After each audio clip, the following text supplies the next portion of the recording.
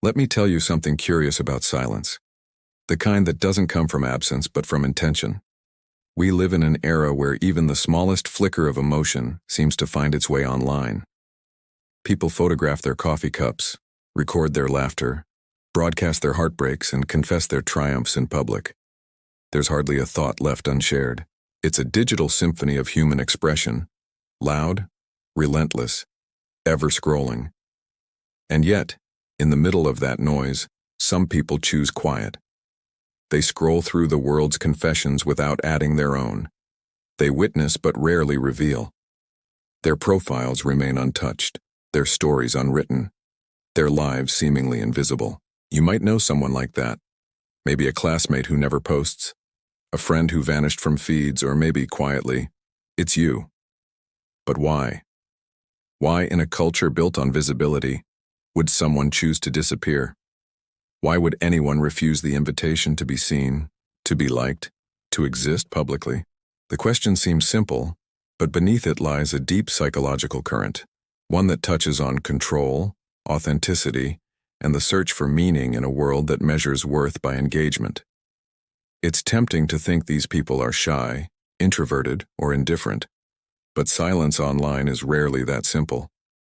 Sometimes it's a rebellion, sometimes it's a kind of wisdom, and sometimes it's both. A conscious act of preservation in an age that consumes attention faster than it creates it. You see, not posting isn't the same as not living. It's living differently. It's walking through the world without leaving digital footprints, protecting experiences from being turned into performances. It's choosing to feel without the lens, to exist without the echo. And as strange as it sounds, in that decision lies a form of clarity, one that reveals how deeply social media has redefined our understanding of identity, connection, and validation. Because in a world obsessed with being seen, choosing invisibility isn't emptiness, it's freedom. To understand those who don't post, we must first understand what social media has done to the human psyche. It promised connection, but it delivered performance. It gave everyone a stage, but not everyone wanted to act. Psychologists describe social media as an identity amplifier, a system that rewards visibility with validation. Every like, share, or comment reinforces a loop of external approval. Over time, our brains begin to associate posting with worth. The more we share, the more we feel seen. But when visibility becomes a currency, silence starts to feel like poverty. And that's where the quiet ones break the pattern. Not because they can't participate, but because they refuse the exchange. For them, silence isn't a void. It's control. It's the right to decide what the world doesn't get to own. There's a fascinating psychological concept called self-determination theory.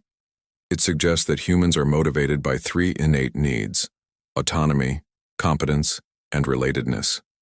When someone steps back from constant sharing, it's often autonomy they're reclaiming, the freedom to exist without external metrics dictating their self-worth.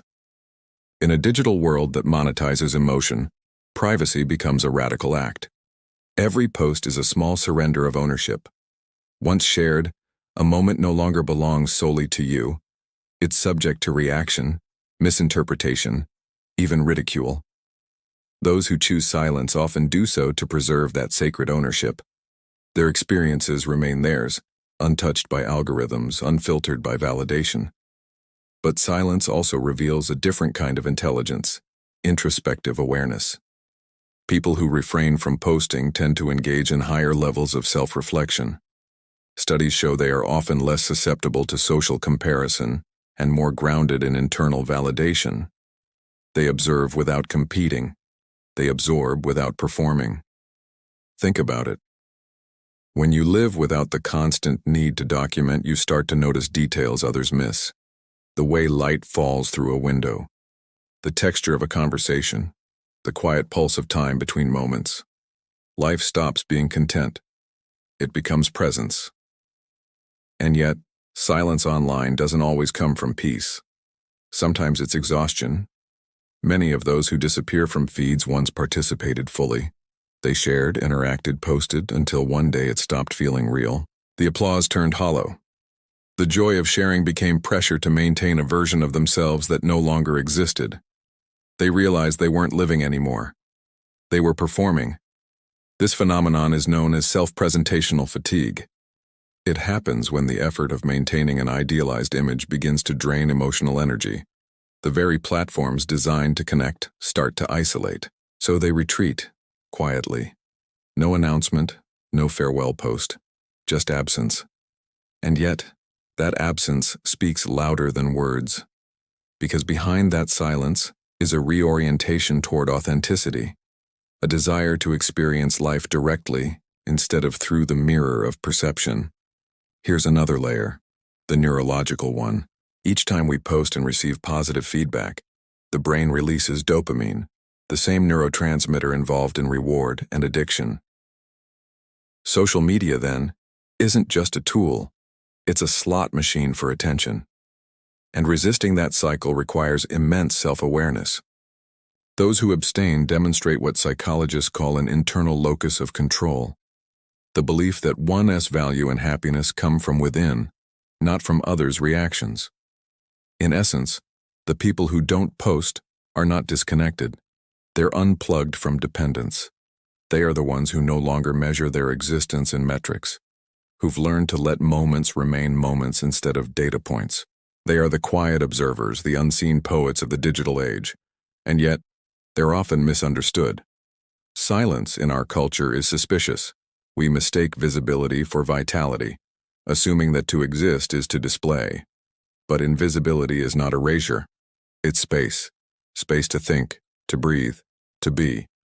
Some use that space to heal, to rediscover who they are without applause. Others simply find comfort in privacy, a sanctuary from the noise of constant comparison.